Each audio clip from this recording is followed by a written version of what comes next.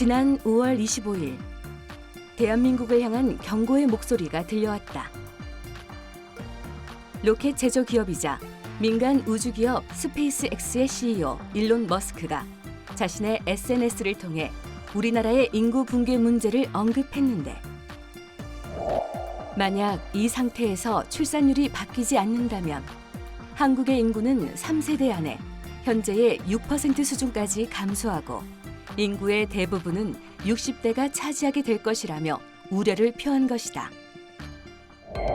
실제로 일론 머스크가 공유한 출산율 순위표에 따르면 200개국 가운데 우리나라의 출산율은 세계 최하위. 이는 저출산, 고령화 현상으로 인해 심각한 위기를 겪은 일본보다 낮은 수치다. 지난해 합계 출산율이 한 명에도 못 미친 것으로 나타났습니다. 코로나19 여파로 가뜩이나 내리막을 걷던 혼인과 출산은 그야말로 곤두박질 쳤습니다. 태어난 아이보다 사망자가 더 많은 인구 데드크로스 현상이 지난해 처음으로 발생했습니다. 여기서 말하는 데드크로스란 출생자보다 사망자가 많은 현상을 말하는데, 우리나라에선 2020년에 이미 데드크로스 현상이 처음 발생했지만 국내 거주 외국인까지 포함된 총 인구수가 감소한 현상이 나타난 것은 올해가 처음. 코로나19 사태로 인해 외국인의 국내 유입까지 크게 줄어들었기 때문이다. 이로 인해 우리나라의 인구 절벽 시계는 무려 8년이나 더 빨라진 셈이다.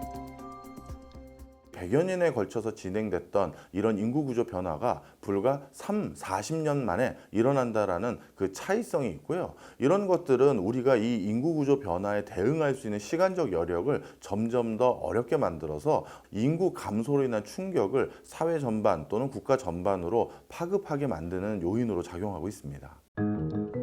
우리나라의 인구 절벽 문제가 여실히 드러나는 통계는 또 있다.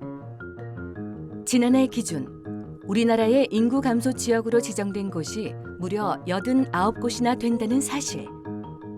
사실상 서울을 제외하고 거의 모든 지역에서 인구 감소가 진행되고 있는 것인데, 한 가지 더 놀라운 것은 최근 10년간 인구 감소율이 가장 높은 지역을 살펴보면 대구와 부산, 인천과 같은 대도시까지 다수 포함돼 있다는 것. 인구 감소율이 가장 높은 대구의 경우는 계속 유지해 오던 250만 명 선까지 무너진 상황이고, 부산의 경우 벌써 55개월째 인구 감소 현상이 지속되고 있다. 대전, 광주, 대구, 부산 등의 광역시도 이미 빈집의 비율이 10%가 조금 못 미치는 수준까지 올라온 광역시가 대부분입니다. 이러다 보니까 이 광역시도 인구 감소뿐만 아니라 지방의 부동산 가격의 침체, 그리고 지방 소멸을 함께 걱정해야 될 시점이 도래했고요. 그래서 광역시마저도 이제 인구 소멸의 바로 코앞에 놓여져 있다, 이렇게 말씀드릴 수 있습니다. 핫클립 재밌게 보셨나요?